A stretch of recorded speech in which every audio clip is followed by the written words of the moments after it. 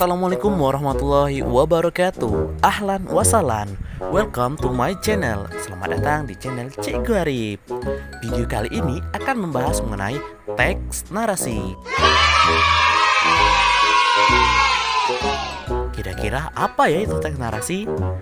Akan kita bahas dalam videonya. Tapi sebelumnya jangan lupa like, comment, subscribe, dan share ya, agar video ini dapat bermanfaat bagi banyak orang, serta kamu yang menonton video ini. Langsung saja, ini dia videonya.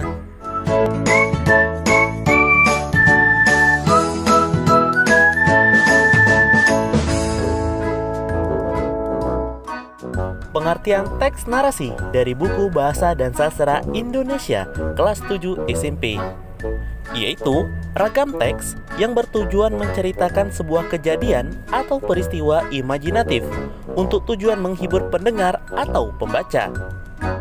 Menurut Kamus Besar Bahasa Indonesia atau KBBI, narasi yaitu pengisahan suatu cerita atau kejadian. Arti lainnya, cerita atau deskripsi suatu kejadian atau peristiwa. Di dalam buku Bahasa dan Sastra Indonesia untuk SMP, nama lain dari teks narasi yaitu adalah cerpen atau cerita pendek, yaitu salah satu bentuk ragam teks prosa naratif selain roman atau novel. Cerita pendek atau novel disebut juga karya fiksi karena bersifat fiktif. Peristiwa-peristiwa yang diceritakan oleh penulis cerpen hanya merupakan khayalan atau hasil imajinasi penulisnya, meskipun sebagian ide mungkin diangkat dari kisah nyata. Ragam cerita narasi meliputi cerita imajinasi dan cerita fantasi. Teks cerita fantasi adalah jenis teks narasi yang menekankan pada peristiwa atau kejadian yang tidak masuk akal yang dialami tokoh-tokohnya.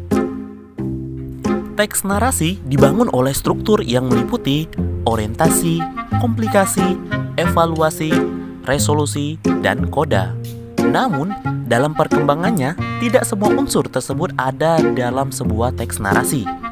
Unsur yang utama dalam teks narasi adalah orientasi, komplikasi, dan resolusi.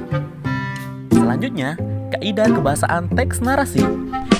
Yang pertama ada kosakata dan pemilihan kata, atau disebut juga diksi. Kosakata adalah istilah yang sepadan dengan kata bahasa Inggris, vocabulary. Kosakata juga disebut perbendaharaan kata. Kosakata adalah himpunan atau kumpulan kata yang dimiliki seseorang. Seorang pengarang atau penulis wajib meningkatkan perbendaharaan kata. Fungsi kosakata adalah memperkaya rasa dari karya yang dihasilkan. Pengarang dapat meningkatkan perbendaharaan kata dengan membaca. Diksi disebut juga pemeliharaan kata. Kata-kata yang sama maknanya terkadang memiliki nilai rasa yang berbeda. Diksi disebut juga pemilihan kata. Kata-kata yang sama maknanya terkadang memiliki nilai rasa yang berbeda. Yang kedua, kata sambung. Peristiwa demi peristiwa dalam sebuah cerita harus terjalin secara kronologis agar pembaca mudah memahami keseluruhan cerita.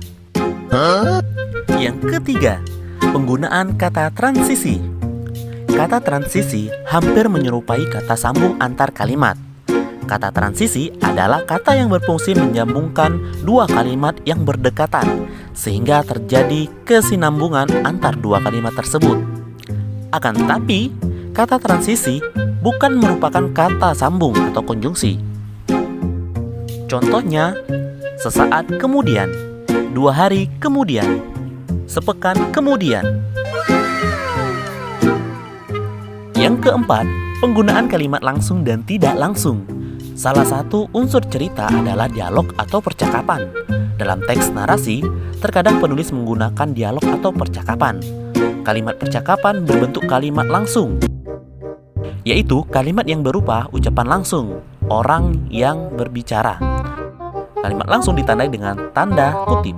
Contohnya, siapa dia? Bisik salah seorang jamaah kepada temannya. Kebalikan kalimat langsung adalah kalimat tidak langsung, yaitu kalimat yang berupa yaitu kalimat yang berupa menyampaikan tidak langsung atas ucapan seseorang. Contohnya, salah satu seorang jamaah menanyakan siapa nenek itu. Yang kelima, penggunaan ragam bahasa. Jika diamati, kalimat pada teks cerpen tidak seluruhnya menggunakan ragam bahasa baku. Cerpen termasuk ragam teks sastra sehingga bahasa yang digunakan tidak perlu mengacu pada kaidah kebahasaan atau kaidah bahasa Indonesia baku. Bahkan, kadang pada cerpen digunakan ragam bahasa percakapan, bahasa daerah, atau bahasa gaul. Yang keenam, gaya bahasa. Menurut Slamet Muljana, dalam buku Bahasa dan Sastra Indonesia menjelaskan, gaya bahasa adalah susunan perkataan yang terjadi karena perasaan yang timbul atau hidup dalam hati penulis, yang menimbulkan perasaan tertentu dalam hati pembaca. Selanjutnya, unsur-unsur teks narasi. Teks narasi dapat dibangun dengan unsur-unsur berikut. Yang pertama, tema, yaitu pokok pembicaraan yang menjadi dasar penceritaan penulis.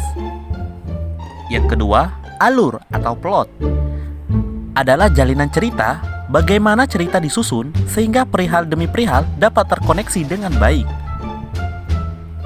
Yang ketiga, watak atau karakter, berhubungan dengan perangai si pelaku atau tokoh dalam suatu narasi.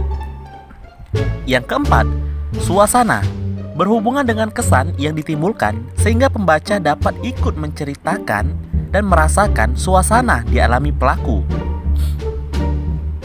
Dan yang kelima, sudut pandang, berhubungan dengan dari mana penulis melihat suatu kejadian. Dia boleh memandang dari sudut pandang orang pertama atau orang ketiga. Dan yang terakhir adalah amanat, adalah suatu pesan moral atau nasihat yang disampaikan oleh seseorang kepada orang lain, baik secara langsung maupun tidak langsung. Selanjutnya, memproduksi teks narasi. Yang pertama, buatlah perencanaan cerita. Yang kedua, galilah ide melalui pengamatan. Yang ketiga, buatlah kerangka cerita dengan menjalin peristiwa atau mendapatkan ide suatu peristiwa. Dan yang keempat, kembangkan kerangka cerita menjadi cerita imajinatif atau imajinasi yang utuh. Demikian video pembelajaran pada kali ini. Jangan lupa dicatat setiap poin-poin pentingnya. Sampai jumpa episode selanjutnya. Wassalamualaikum warahmatullahi wabarakatuh.